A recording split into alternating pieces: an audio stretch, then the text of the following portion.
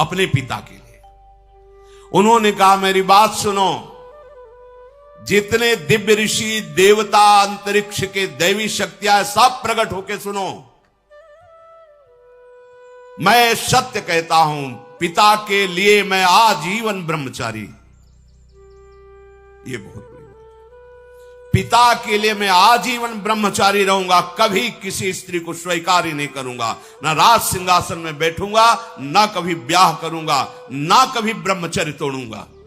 भीष्म प्रतिज्ञा इसे कहते हैं। समस्त देवी देवता ऋषि मुनि इसके साक्षी बने कि आज अभी तक तो ब्रह्मचारी है, आजीवन ब्रह्मचर्य रहूंगा, कभी राज सिंहासन पर नहीं बैठूंगा, अपने पिता के सुख के लिए। महाराज जे ही भीष्म जी ने आजीवन अखंड ब्रह्मचर्य के व्रत की प्रतिज्ञा की, तो बड़े बड़े ऋषि मुनि देवता सब, ततो अंतरिक्ष अप्सरसो देवा सप्त ऋषि गणास तथा अव्यवर्षंत कुसुमैर भीष्मोप्यमित चाब्रवन। जय हो भीष्म प्रतिज्ञा करने वाले देवव्रत भीष्म की जय हो। आज से तुम्हारा नाम भीष्म पड़ेगा। और पुष्पों की वर्षा ऋषियों ने, देवताओं ने, अप्सराओं ने की। ये भयंकर प्रतिज्ञा आज तक किसी ने नहीं की, भीष्म जी ने। इसलिए आज से तुम्हारा नाम भीष्म पड़ेगा। अब तो कोई शब्द ही नहीं रह गया था। निषाद कन्या से बोले, मां रथ पर विराजमान होइए। रथ पर बैठा करके ले चले। उन सत्यवती जी को जब महाराज शांतनु के समीप लाए, तो जैसे मछली को जल में छोड़ दे तो नवीन प्राण आ जाते हैं, ऐसे देखकर।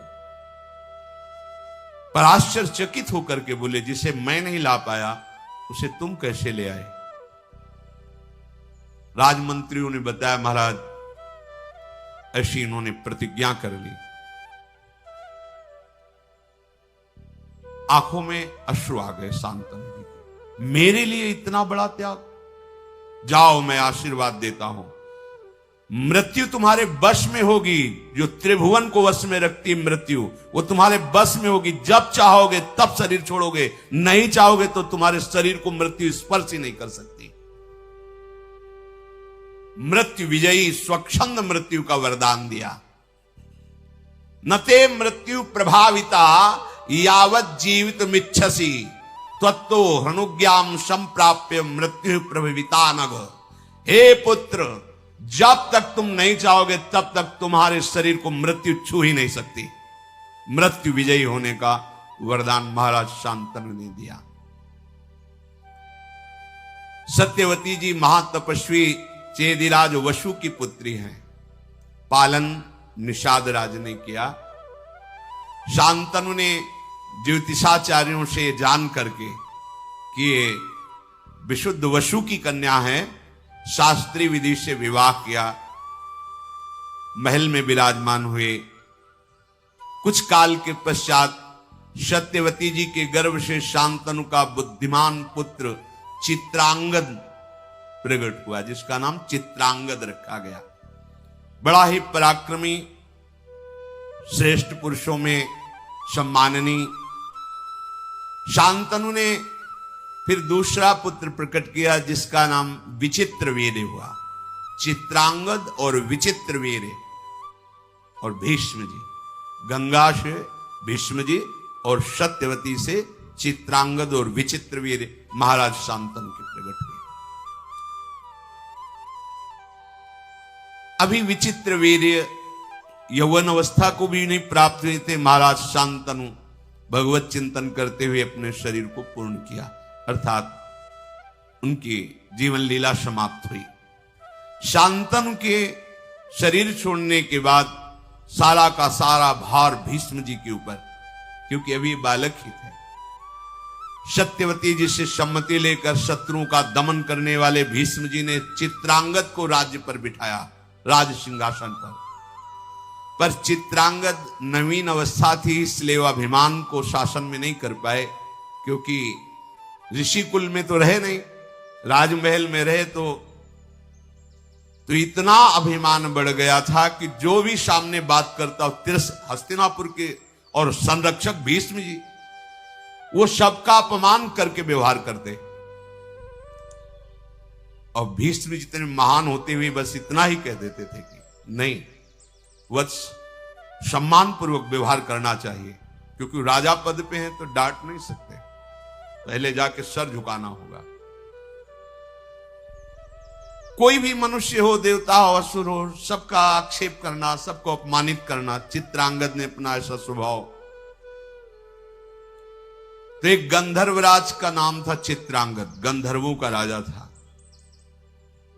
वो एक बार सभा में आया, कहा राजकुमार मेरे जैसा कोई नाम धारण करे तो उसको मेरे से युद्ध करना होगा, मेरे पर विजयी हो तभी वो चित्रांगद नाम धारण कर सकता है, अन्यथा नहीं। मेरा नाम चित्रांगद है, मैं गंधर्वराज हूं, तुम्हें युद्ध के लिए ललकारता हूं। और धर्म ये कहता है जिसके लिए युद्ध ललकार हो वही लड़ेगा, ऐसा नहीं कि भीष्म जी लड़ लें।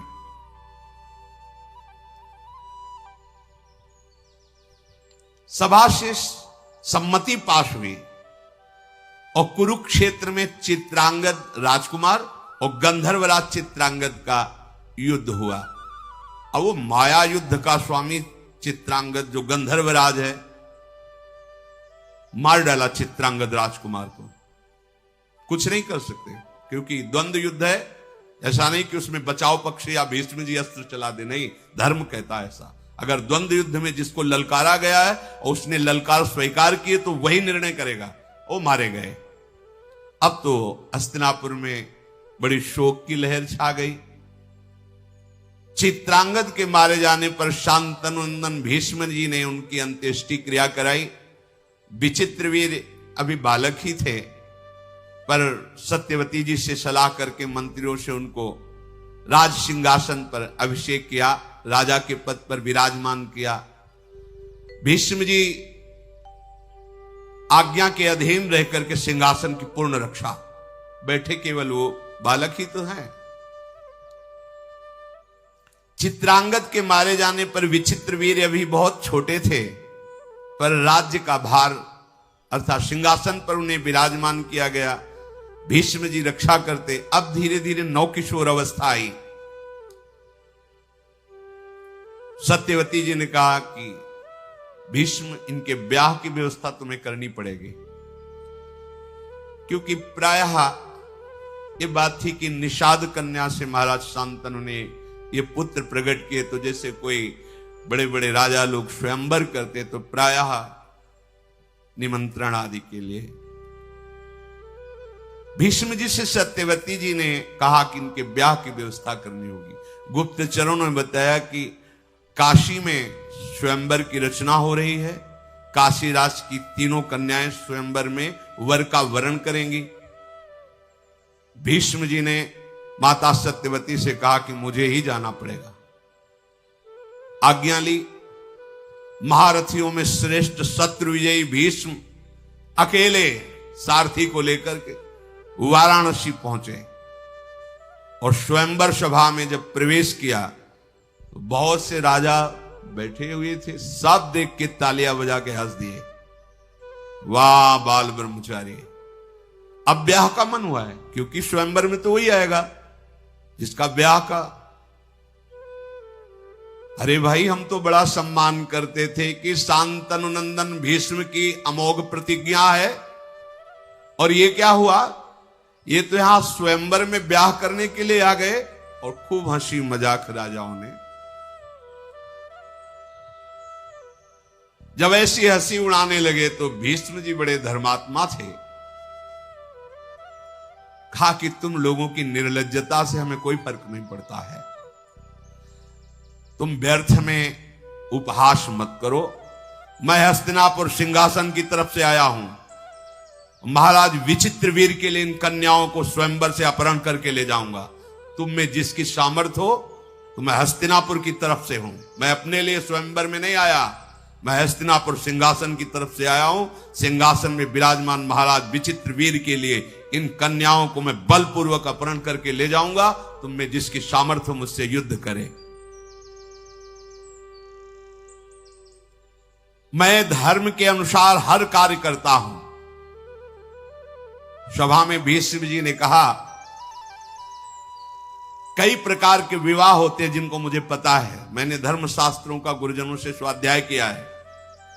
कन्या को यथाशक्ति वस्त्राभूषणों से विभूषित करके गुणवान वर को बुलाकर उसे कुछ धन देकर उसके साथ ब्याह करना, ब्राह्मणों की उपस्थिति में उसे ब्राह्म विवाह कहते हैं। और धन नियत करके कन्यादान करना, धन ले करके कन्यादान करना, उसे आसुर विवाह कहते हैं। बलपूर्वक कन्या का अपहरण करना, उसे राक्षसी विवाह कहते हैं। और वर और कन्या की ही परस्पर केवल अनुमति से विवाह होना गांधर्व विवाह कहलाता है। अचेत अवस्था में पड़ी हुई कन्या को उठा ले जाना और विवाह कर लेना, उसे पिशाच विवाह कहते हैं। कुछ लोग वर और कन्या को एकत्र करके स्वयं उनसे प्रतिज्ञा कराते हैं कि हम दोनों गारस्थ धर्म का पालन करेंगे। फिर कन्या का पिता दोनों की पूजा करके अलंकार युक्त कन्या का वर के लिए दान करता है। ये प्राजापत्य विवाह कहलाता है। कुछ लोग आर्ष विधि करके ऋत्वज को कन्या देते हैं। इस प्रकार विवाहित होने वाले दैव विवाह की रीति से वो पत्नी प्राप्त, इसे दैव विवाह कहते हैं। ये 8 प्रकार के विवाह का वर्णन मैंने किया। मुझे धर्म का ज्ञान है। क्षत्रिय स्वयंवर की प्रशंसा करते हैं और स्वयंवर में बलवान राजा जबरदस्ती उन राजकुमारियों का अपहरण करके ले जाए, ऐसी विधान है। इसलिए धर्म के अनुसार मैं इन कन्याओं का अपहरण करता हूं अपने महाराज विचित्रवीर्य के लिए। ऐसा नहीं कि धर्म के विरुद्ध आचरण कर। भूमि पालो, तुम लोगों की भुजाओं में यदि बल हो तो मुझे पराजित करो और इन कन्याओं को छीन लो। केवल हंसी मजाक करने से बात नहीं होती। मैं युद्ध के लिए संपूर्ण राजाओं को एक साथ निमंत्रण देता हूं। इन 3 कुमारियों को बैठा लिया, जिसकी भुजाओं में बल हो, मैं अकेले हूं, छुड़ा लो। भीष्म जी की बात सुनकर जितने वहां कन्या को प्राप्त करने के लिए राजा राजकुमार आए थे, सबने अपने अपने कवच बांधने शुरू किए। भुजाओं में ताल ठोक करके भीष्म जी से लड़ने के लिए चले। जल्दीबाजी में कोई इधर कवच बांध रहा है, कोई उधर कवच बांध रहा है, मानो आकाश मंडल से तारे टूट पड़ रहे हो, ऐसे राजा चमकते हुए मुकुट, धनुष बाण भीष्म जी को घेर लिया। क्रोध में भर करके भवें टेढ़ी करके चारों तरफ से ऐसे बाण वर्षा करने लगे जैसे वर्षा में पानी की बूंदें गिरते हैं। भीष्म जी ने दिव्यास्त्र के द्वारा सब बाणों को भस्म कर दिया। रोंगटे खड़े हो गए राजाओं के। एक साथ इतने राजाओं का आक्रमण। संपूर्ण शस्त्रधारियों में श्रेष्ठ भरत कुल भूषण भीष्म जी ने क्षण भर में समस्त योद्धाओं को पराजित कर दिया। कन्याओं को साथ लेकर राजधानी हस्तिनापुर की तरफ प्रस्थान किया। पीछे से आवाज आई, भीष्म रुको। तो मुड़ करके देखा तो महारथी शाल्व पीछे से ललकार रहा था। शाल्व का शारीरिक बल असीम था। बलवानों में महाबलवान साल्वराज उन 3 कन्याओं में से बड़ी कन्या जो अंबा थी, उससे पहले से इनकी मित्रता थी और यह निश्चय हुआ था कि स्वयंवर में वरण इन्हीं का होगा। भीष्म जी को कुछ पता नहीं था, उन्होंने तो अपहरण कर लिया। शत्रु सेना का संहार करने वाले भीष्म जी ने ललकार सुनी, रथ मोड़ दिया। बड़ा भयंकर युद्ध हुआ शाल्व का और भीष्म जी का। महारथी भीष्म जी ने क्षत्रिय धर्म का आश्रय लेकर शाल्व से युद्ध प्रारंभ किया। शाल्व ने भीष्म जी के ऊपर बड़े अस्त्रों का संधान किया, पर आश्चर्यचकित कर देने वाली बात, एक भी अस्त्र भीष्म जी का स्पर्श नहीं कर पा रहा, पहले ही भीष्म जी उसको नष्ट कर देते हैं। युद्ध में ऐसी फुर्ती कहीं देखी नहीं गई जैसी भीष्म जी के अंदर। शांतनु नंदन भीष्म जी ने शाल्व से कहा आप खड़ा रहे दो, उसके सारथी को मारा, उसके घोड़े को मारा, और जैसे पक्षीराज गरुण सर्प को दबोच लेते हैं ऐसे साल्व को बड़ा पराक्रमी साल्व। भीष्म जी ने उसे घुटने के बल करके कहा जा तेरे प्राण छोड़ता हूं, आवाज मत कर, वापस चला जा।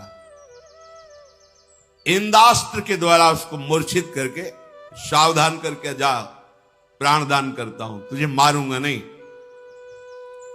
साल्व निराश होकर के चला गया। शत्रु नगर पर विजय पाने वाले भीष्म जी महाराज उन कन्याओं को लेकर के हस्तिनापुर में प्रवेश किया। काशीराज की कन्याओं को जैसे अपनी छोटी बहन को लेकर जाया जाता, ऐसे भीष्म जी लेकर गए। विचित्रवीर्य अभी पूर्ण यौवन अवस्था को भी प्राप्त नहीं हुए थे।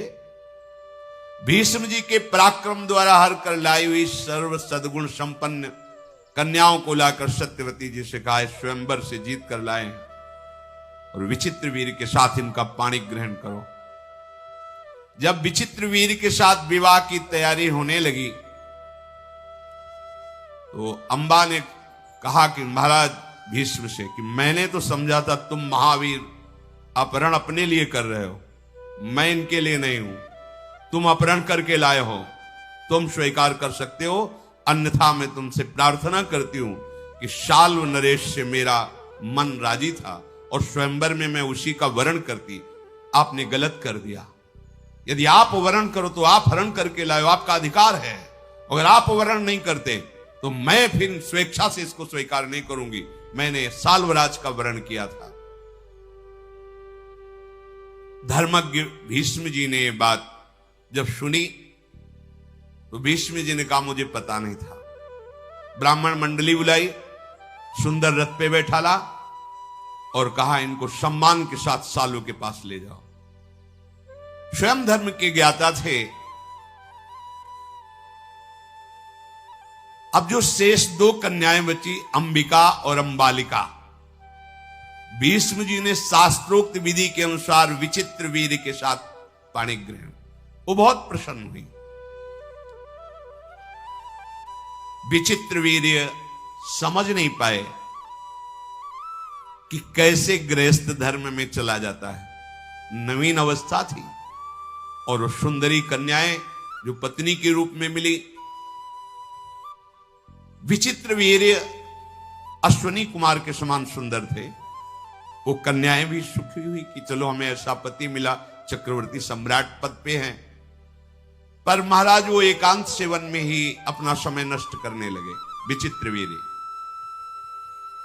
उन दोनों पत्नियों के साथ वर्षों तक एकांत में ही रहे। इसे क्या हुआ, असंयम के कारण रागक क्षमा रोग हो गया। अधिक स्त्री संयोग के कारण एकांत स्थान में वो ये समझ नहीं पाए कि गृहस्थी धर्म की भी कला है। ऐसे नहीं कि आप असंयमित होकर व्यवहार करें, नहीं, शास्त्र मर्यादा के अनुसार चले। इसीलिए पहले गुरुकुल भेजा जाता था, गुरुजनों से शास्त्र स्वाध्याय कर फिर गृहस्थ में जाया जाता था। ब्रह्मचर्य जीवन है, ब्रह्मचर्य त्याग ही मृत्यु है। जो ब्रह्मचर्य का खिलवाड़ करते हैं गृहस्थ धर्म में, ऐसा नहीं कि आप जैसा चाहो वैसा बर्ताव करो, ऐसा नहीं, एक संयम है। ब्रह्मचर्य ही जीवन है और ब्रह्मचर्य नाश ही मृत्यु है। ये चक्रवर्ती सम्राट पद पर है, किसी भी तरह की कोई असुविधा नहीं। राज वैद्यों के द्वारा इनका भोजन परीक्षण करके ही भेजा जाता है। ऐसे पवित्र और सुंदर वंश में प्रकट हुए, ऐसे कामासक्त हो गए कि जिस दिन से ब्याह हुआ एकांत सेवन ही और राजक क्षमा रोग उनको हो गया। अब तो बड़े विश्वसनीय वैद्यों ने पूरी चेष्टा की राजक क्षमा निवारण की, पर नहीं हो पाई। देखो, एक मन अन्न पाने पर 40 किलो सब भोजन, जब 40 किलो भोजन हमारा लीवर पचाता है तो एक बार संतान उत्पन्न करने योग्य ब्रह्मचर्य पुष्ट होता है, एक बार। अब जो मनमानी आचरण कर रहे हैं, अब आप इसी से अनुमान लगा दी, फिर हड्डियों से भी सब, फिर वो दुर्दशा अभी नहीं समझ में आएगी, यौवन अवस्था है, आगे चलकर समझ में आएगी, जीना मुश्किल हो जाएगा। मन शांत तन शांत। देखो ना, वैद्यों ने बहुत उपाय किया पर नहीं हो पाया। यौवन अवस्था आते आते महाराज का जीवन सूर्यास्त हो गया। विचित्र वीर्य पधार गए, हाहाकार मच गया, क्योंकि चित्रांगद को गंधर्वराज चित्रांगद ने मार दिया और विचित्र वीर्य कामाशक्ति में पधार गए। सिंहासन पर बैठने वाला कोई नहीं। गंगानंदन भीष्म जी ने अंत्येष्टि क्रिया की और शोक में डूब गए। अब क्या होगा?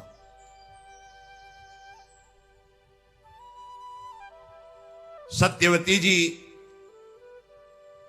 भीष्म जी से कहा,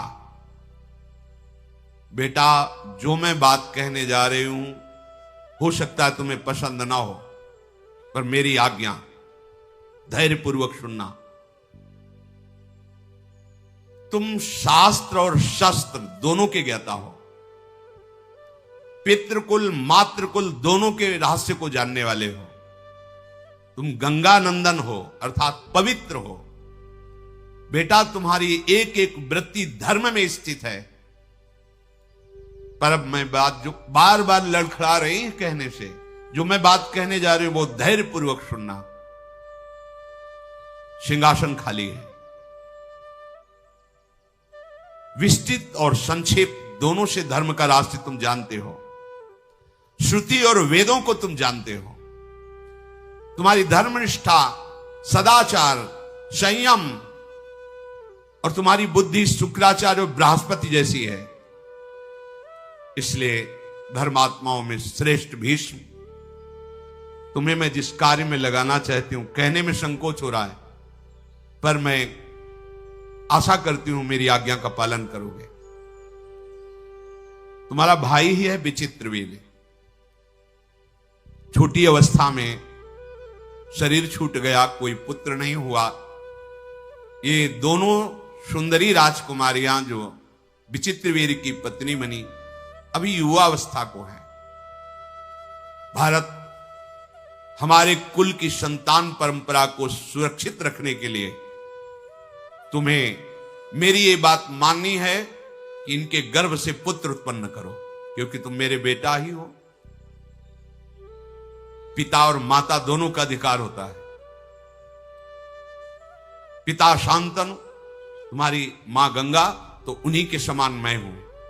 सत्यवती जी ने कहा, महाबाहो विचार करके ये धर्म कार्य है, तुमको ऐसा करना चाहिए। अभिषेक कराओ, सिंहासन पर विराजमान हो और आगे के लिए संतान उत्पन्न करो। बड़े बड़े विद्वानों मंत्रियों के बीच में सत्यवती जी ने ऐसी बात कही। धर्मात्मा भीष्म जी ने कहा, मां तुम्हारा कहना बनता है,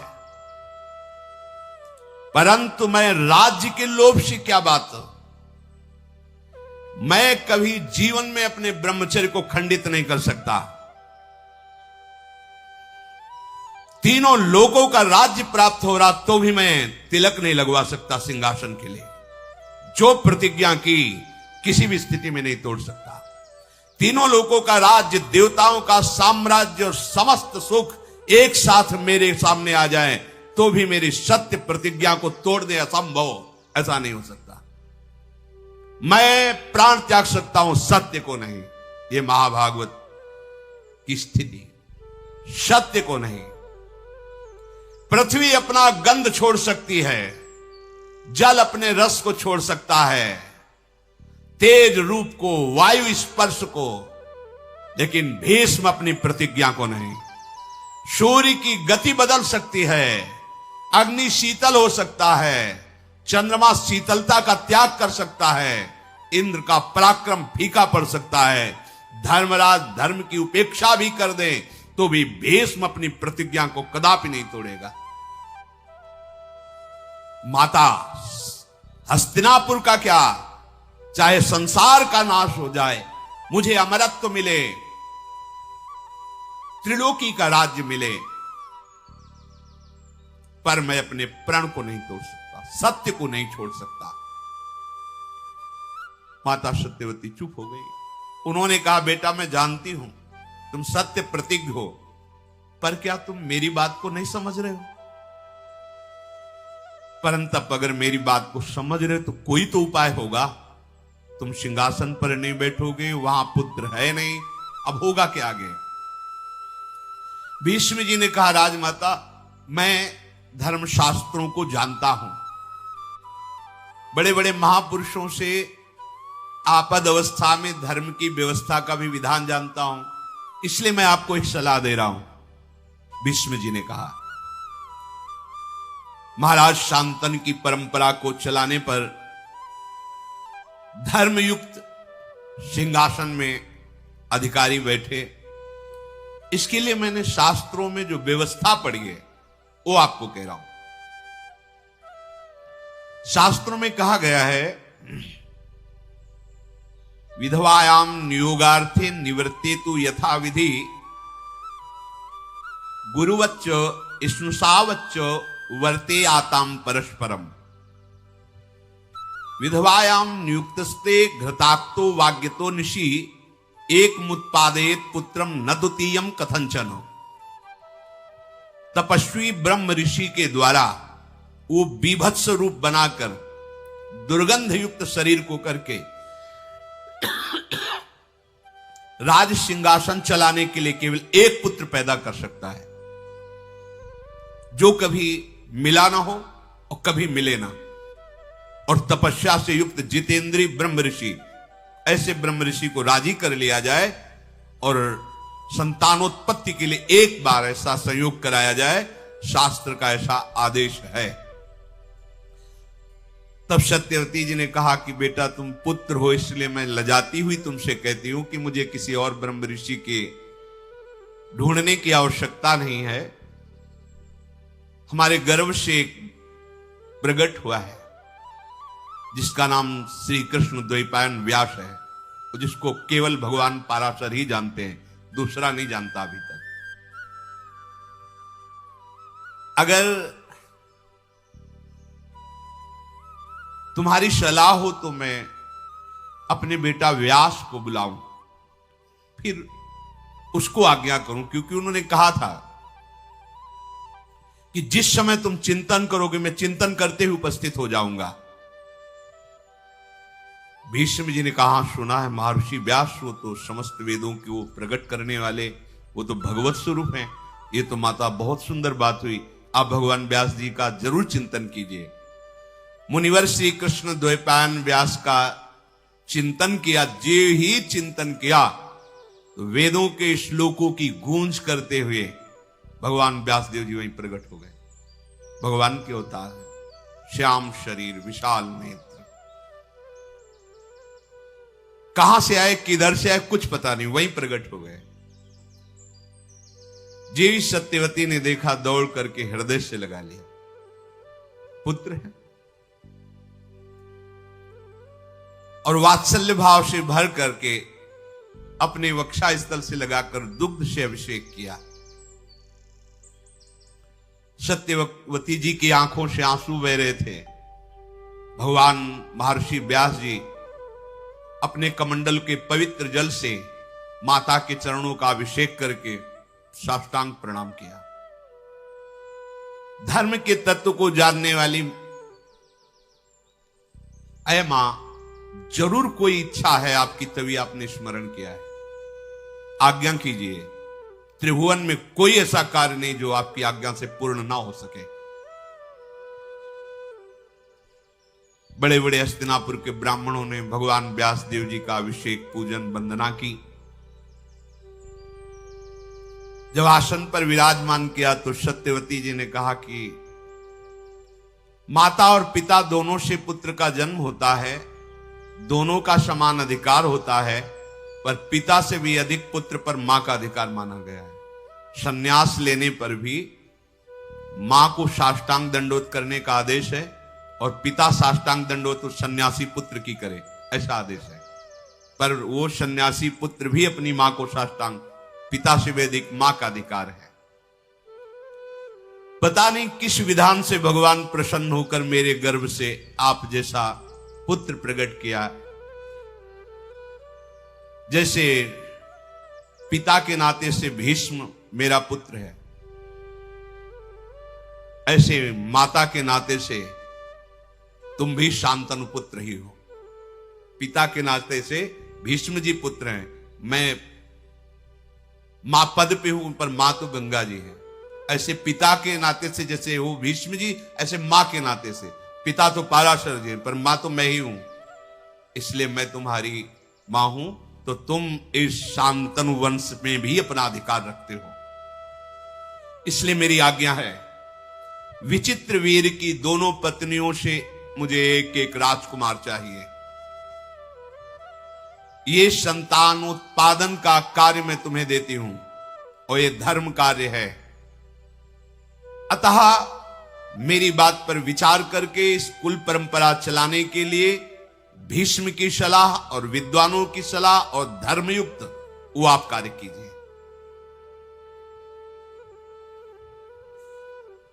भगवान व्यासदेव जी ने कहा, माता, पर और अपर दोनों प्रकार के धर्मों का रहस्य जानने पर आपकी आज्ञा धर्म संगत है। ऐसा नहीं कि आप अधर्म की आज्ञा कर रही। मैं किसी कामना के वशीभूत होकर नहीं, आपकी आज्ञा पालन करने के लिए जो आप कहेंगे मैं उसका पालन करूंगा। मैं वरुण के समान तेजस्वी पुत्र उन दोनों युवतियों से प्रकट करूंगा, पर मेरी आज्ञा सुना दी जाए कि इनको एक एक वर्ष तक जैसा मैं नियम बताऊं वैसे ये चलें। सत्यवती जी ने कहा, ये सब बातें बंद करो, मुझे एक वर्ष नहीं, मुझे अभी गर्भ चाहिए। एक वर्ष इंतजार करेंगे, एक वर्ष में तो बालक प्रकट हो जाए, मुझे अभी चाहिए।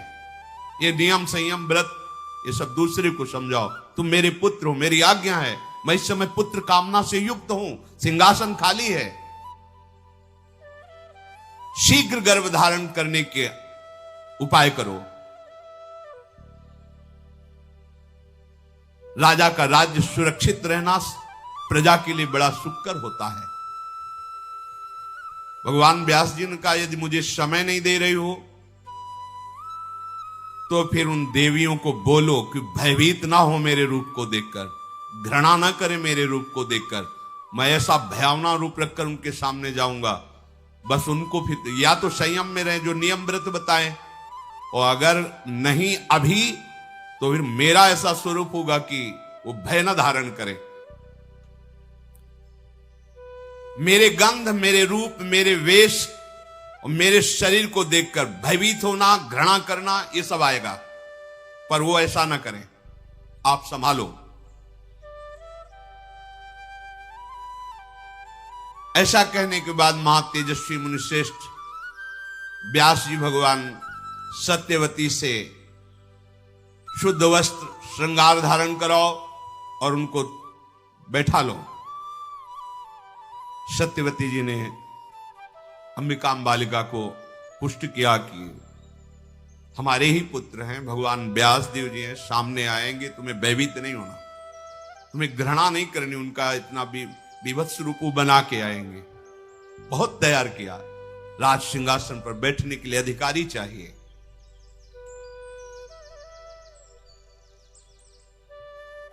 तुम इस भरत वंश का उद्धार करने के लिए इतना मन में हिम्मत रखना कि भगवान व्यास जी के प्रति कोई घृणा भाव या भय भाव ना आने पावे। धर्म का आचरण करने वाली सत्यवती जी ने अपनी वधुओं को तैयार किया। भगवान व्यास देव जी पधारे,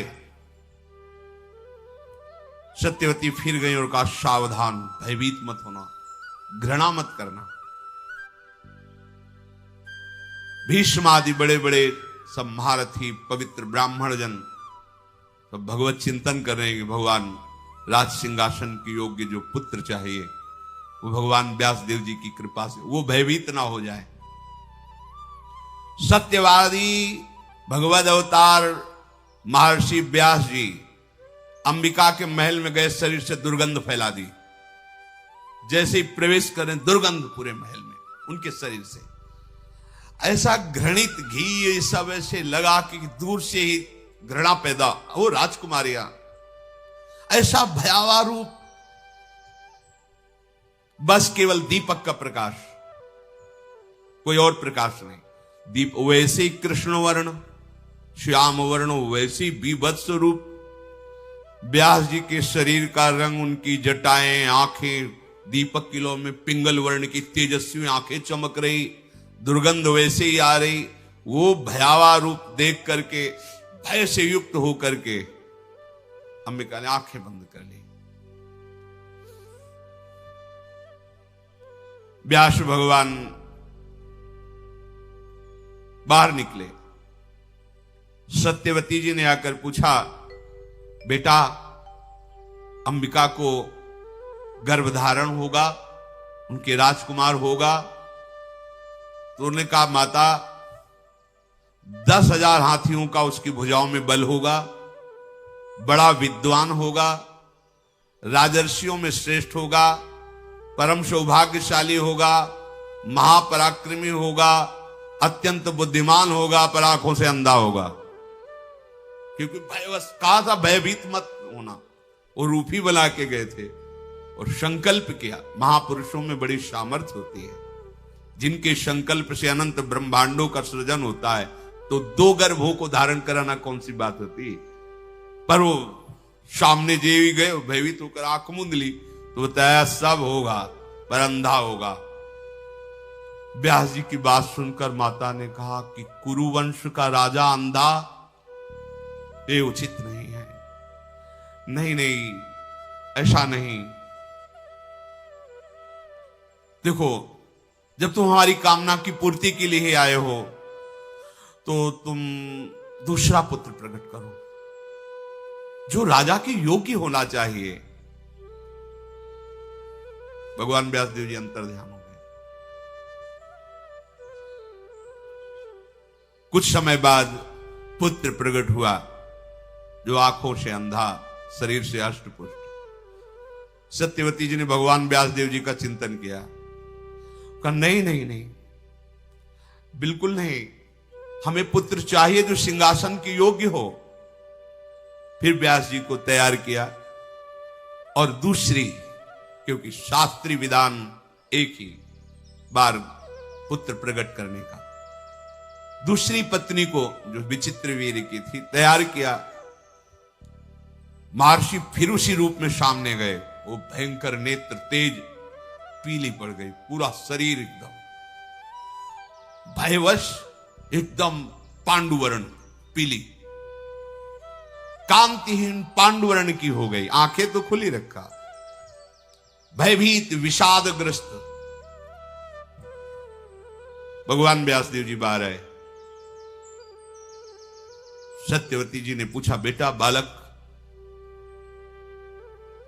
हां, बलवान होगा, नेत्रवान होगा, पर पांडु रोग से ग्रसित होगा,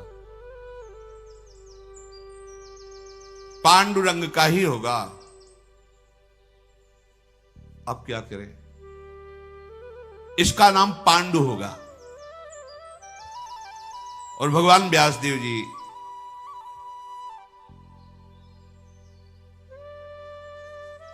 देखो, भगवान की लीला का स्वरूप पहले से संबोधन कर रहे थे, भय मत करना, घृणा मत करना, वैसा स्वरूप। सत्यवती जी ने भगवान व्यासदेव जी से कहा, एक और पुत्र प्रकट कर दो। तो उनका मां धर्म के विरुद्ध नहीं, उनका बेटा, मां का आदेश सब धर्मों के ऊपर होता है। समझो मेरी बात। मां का तो इतनी सामर्थ्य होती है ना, वो सर्व धर्मों को प्रकट करने वाली है, इसलिए तुम मेरी बात मानो। महर्षि ने कहा, यद्यपि एक ही पुत्र का शास्त्र आदेश करता है, 2 पत्नियां थी, दोनों के पुत्र हो गए, पर आप अपने मात्र धर्म के बल पर हमें आदेश करती हैं तो तथास्तु, हमने वचन दिया जैसी आप आज्ञा करोगी वैसा हम पालन करें। बड़ा बल होता है माता की आज्ञा में। भगवान शंकराचार्य जी जब सन्यास लेने के लिए, माता की अनुमति के बिना सन्यास नहीं लिया जाता। जाओ, वो भले दुखी मन से कहे पर उसकी शब्दावली होनी चाहिए, आज्ञा होनी चाहिए। माता ने आज्ञा ही नहीं दी तो भगवान शंकराचार्य जी ने एक लीला रची। गंगा स्नान करने गए तो माया से मगरमच्छ प्रकट कर दिया। वो भगवान शंकराचार्य जी को बोले, माँ माँ मगरमच्छ खा रहा है। आओ भयो वृद्धा थी, उनका बेटा कैसे बचोगे? बोले सन्यास के लिए हाँ कह दो तो ये छोड़ देगा। बोले हाँ ले लेना बेटा सन्यास। मगरमच्छ अंतर्ध्यान, अनुमति हो गई। बाहर निकली, उनका बेटा हमारी आज्ञा है, कोई दूसरा है नहीं। जब शरीर पूरा हो तो अंत्येष्टि क्रिया तुम्हारे हाथ से होनी चाहिए। बोले वचन दिया। तो आद्य गुरु भगवान शंकराचार्य जी की जब मां पधारी तो दंड अपने शिष्यों को देकर अंत्येष्टि क्रिया अपनी मां का बहुत बड़ा स्थान होता है। महर्षि भगवान व्यास देव जी ने तथास्तु, जैसा तुम चाह रही हो वैसा ही करेंगे। अंबालिका ने समय आने पर पांडुवर्ण के पुत्र को जन्म दिया जो दिव्य कांति से उद्भासित हो रहा था। वही महाधनुर्धारी पांडव के पिता पांडु के रूप में, और वो जो नेत्रहीन प्रकट वो धृतराष्ट्र के रूप में। अब जब अंबिका को फिर कहा कि भगवान व्यास देव जी पधारेंगे, पहले ही भयभीत होकर आंख बंद कर ली थी। अब महारानी के राजमाता की आज्ञा तो मानना पड़ेगा। तो एक बहुत ही सुंदर दासी थी। वहां कौन देखने आता है कि राजकुमारी मतलब विचित्रवीर की पत्नी बैठी या दासी बैठी। तो दासी को आभूषणों से सुसज्जित करके, मैं देखना भी नहीं चाहती ऐसा रूप जो एक बार देख चुकी हूं, तू बैठ जा सैया पे। अपनी दासी को जो बहुत ही सुंदर, उसको क्या भय का, भयभीत मत होना एकदम। तो दासियां वैसे भी प्रवीण और चतुर होती हैं। महर्षि भगवान व्यासदेव के आने पर प्रसन्न मुद्रा में हाथ जोड़ करके प्रणाम करते हुए, कोई भय नहीं, कोई दुर्गंध नहीं, कोई पीला हरा नहीं पड़ना। दासी बड़ी चतुर प्रवीण। महर्षि व्यास जी बाहर निकले। सत्यवती जी ने कहा, बालक कैसा होगा? तो उनका दासी पुत्र होगा। दासी पुत्र कैसे? तो बोले दासी तो विराजमान थी, वो दोनों राजपत्नियां थोड़ी थी। लोक में साक्षात धर्म का अवतार माना जाएगा। भगवान के अंश स्वरूप विदुर जी, महात्मा विदुर जी, ये भगवान व्यासदेव जी से प्रकट किए। परम ज्ञानी, परम धर्म, ये साक्षात विदुर जी धर्मराज हैं, साक्षात धर्मराज। धर्मराज के अंश से धर्मराज युधिष्ठिर, लेकिन ये साक्षात धर्मराज जी हैं। कई बार सत्संग में सुनाया है मांडव्य ऋषि की कथा कि उनको चोरों के साथ आश्रम से बांध करके राजा के पास ले गए। राजा ने शूली में चढ़ा दिया, सबको शूली से उतारा गया मरने के बाद। पर आप पद्मासन लगाए बैठे थे तो शूली निकली नहीं तो काट दी गई। तो राजा से कहा तुम डरो मत, मैं तो सीधे धर्मराज से बात करूंगा। वो अंतर्ध्यान होकर यमपुरी पहुंचे। धर्मराज ने स्वागत सम्मान किया तो उन्होंने कहा कि मैंने जीवन भर तपस्या की है, गुदाद्वार में शूली अब भी दसी हुई है, क्या पाप मैंने किया? तो उनका महाराज कोई भी दंड बिना पाप के नहीं मिलता, आप देख लीजिए। तो जैसे अपने नहीं सीरियल लगा दे तो चलता है, ऐसे उनके सामने चला। 8 वर्ष के थे, एक तितली की गुदा में बंबूल का बड़ा कांटा ऐसे करके छोड़ दिया। उसका फल मिला कि उनके गुदा में शूली। अवश्य में भोक्तव्यम कृतम कर्म शुभाशुभम। तब उन्होंने, मांडव्य ऋषि ने कहा कि ये धर्म का न्याय तो नहीं है। 8 वर्ष की अबोध अवस्था का बालक हित या अहित का ज्ञान नहीं रखता। पहली बात मैं मर्यादा स्थापित करता हूं कि 14 वर्ष के पहले की किए हुए पापों का किसी भी बालक को कोई फल नहीं मिलेगा। मतलब 14 वर्ष के आगे के पापों की गणना होगी, पीछे की नहीं। ये महाराज मांडव्य। और तुम एक बार मृत्यु लोक में जाओ और स्वाद लो कैसा होता है मृत्यु लोक। यहां बैठे बैठे हिसाब किताब करते हो। साक्षात मांडव्य ऋषि के शाप से धर्मराज विदुर जी के रूप में प्रकट हुए। शेष चर्चा इन महाभागवतों के आगे। श्री राधा वल्लभ लाल।